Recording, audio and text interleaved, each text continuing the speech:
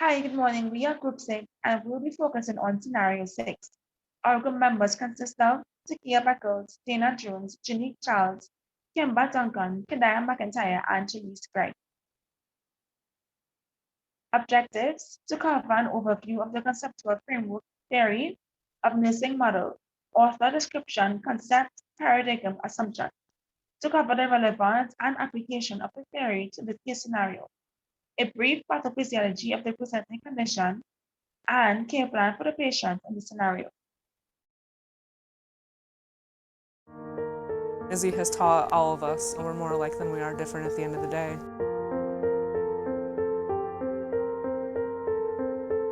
We found out that Izzy was going to be born with Down syndrome at 16 weeks into the pregnancy.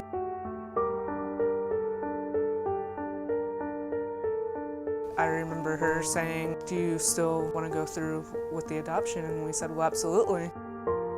Along the way, she has developed some pulmonary issues, epilepsy, as well as autism. And we just treat it as if it's not going to stop us. Yeah, you want me to clap? Okay, I can clap. The doctors, the staff, and this whole experience, it's just been amazing.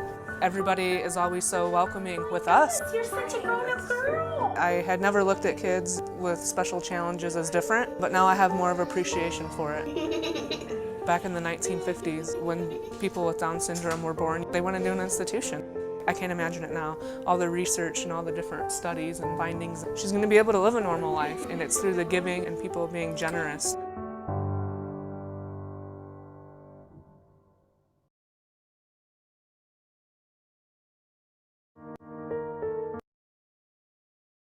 An overview of the conceptual framework theory of nursing model, author, description, concepts, paradigm, assumptions, etc. The developmental approach provides an important foundation for comprehending Down syndrome. This paradigm paradoxically simultaneously narrows and broadens the area of field study. The narrowing entails a more refined approach to diagnose, a more accurate delineation of ability in connection to distinct etiology and developmental status, and refined matching procedures including comparisons on specific areas of functioning. The study of cognitive and neurocognitive functions or skills may best emphasize the developmental approach's contributions to intellectual disability. These disabilities were the only emphasis of the first few decades of scientific study on intellectual disorders, when the majority of empirical work in the area was characterized by a race to find the defect that was the primary cause or maker of diminished mental ability. Those who embarked on this frenzied quest emphasized broad cognitive components that were thought to be fundamental across the areas of cognitive functioning, such as cognitive rigidity, memory processing, discriminating learning, and attention, among many others. The modern study of Down syndrome is inextricably tied to the introduction of the developmental method to the study of the larger group of intellectual disabled people. The conceptual and methodological advances appropriated for developmental research and applied to the study of intellectual impairments will, paradoxically, the stimulus for both a limited and a broadening of the research field.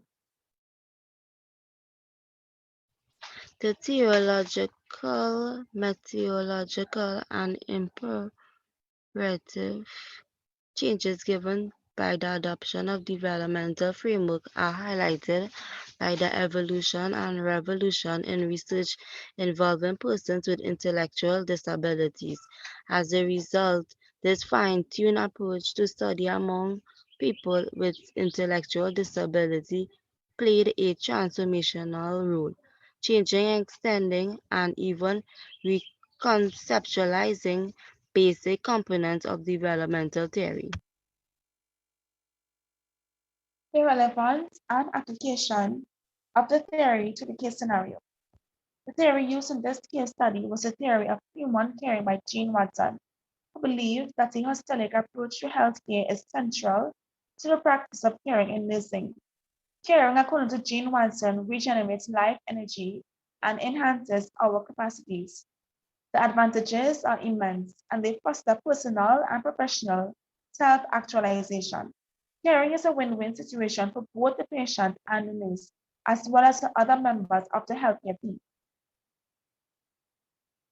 This theory applies to the case study because of the spiritual aspect, where the parent indicates that she was told the reason for her daughter's disability was a consequence of a past thing. As a health practitioner, you are aware of this theory and the need for caring for the patient spiritually and physically. This nursing theory will help the nurse to not only focus on one aspect of the patient, but a holistic approach. A brief pathophysiology of the presenting condition. When chromosome 21 causes aberrant cell division, Down syndrome develops. An additional partial or full chromosome 21 results from these cell division problems. Down syndrome distinctive traits and developmental issues are caused by this additional genetic material. Down syndrome can be caused by any of 3 genetic variations. Trisomy 21. This is the most common cause of Down syndrome, which occurs when a person has 3 copies of chromosome 21 in all cells, rather than the usual 2.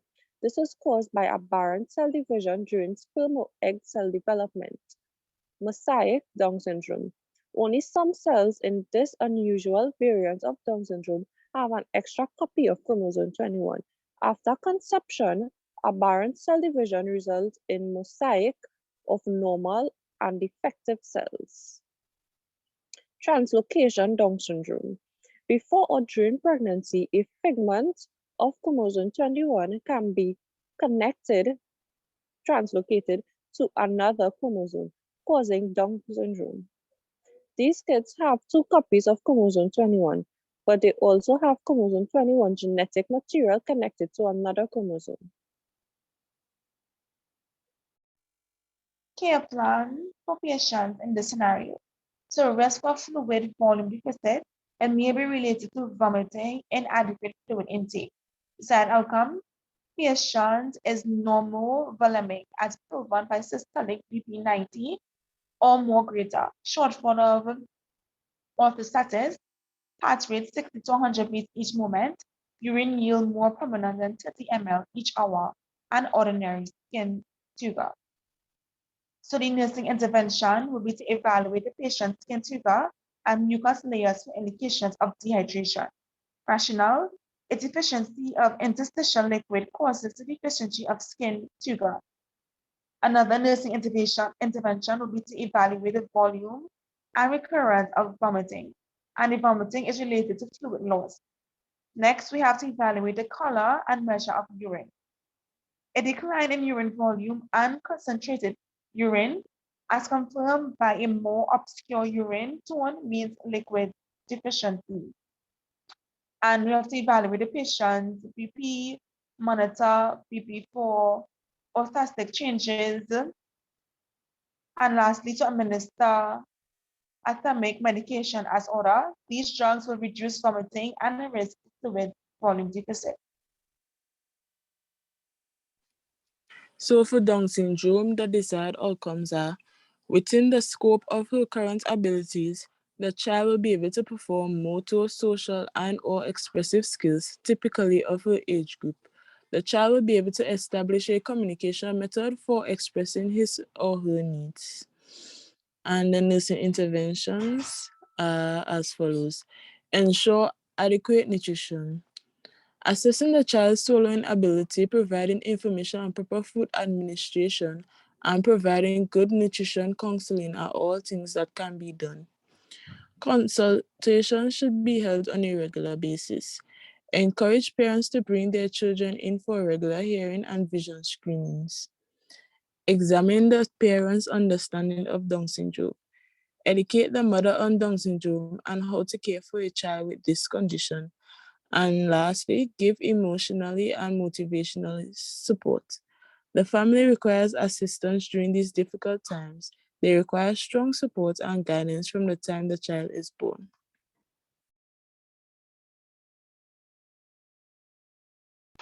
Nutritional imbalance, desired outcomes. Patient does not have any signs of losing weight. Patient does not have any malnutrition signs. Patient intakes normal food and adequate amount of calories. Also, the provision of goals and outcomes, the provision of balanced dietary intake in food and fluids,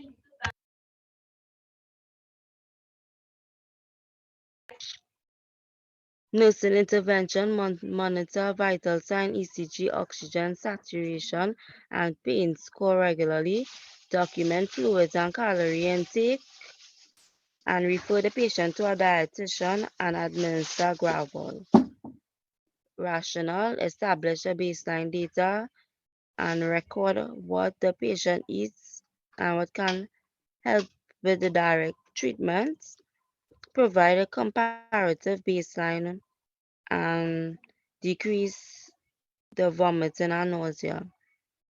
Evaluation, patient vital signs came to a normal range.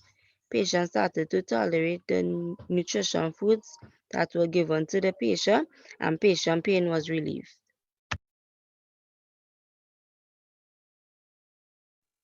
Conclusion. Ultimately, the development approach offers a solid framework for understanding Down syndrome. This paradigm, however, both narrows and broadens the scope of field research. The philosophy of human caring by Jean Watson, who taught that a holistic approach to healthcare is important to the practice of caring in nursing, was employed in this study case. Because of the spiritual side of the case study, where the mom states that she was informed her daughter's condition was a result of her previous misdeeds.